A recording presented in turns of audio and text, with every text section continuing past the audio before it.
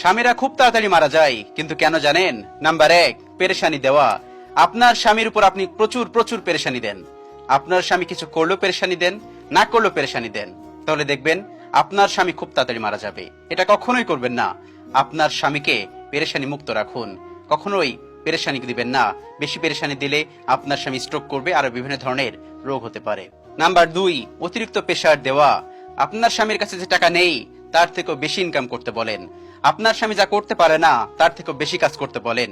অতিরিক্ত প্রেশার দেওয়া বন্ধ করুন। আপনার স্বামীর যতটুকু সামর্থ্য ততটুকুই করুক, সেটুকু ইনকাম করুক, তা নিয়ে আপনি আলহামদুলিল্লাহ বলুন।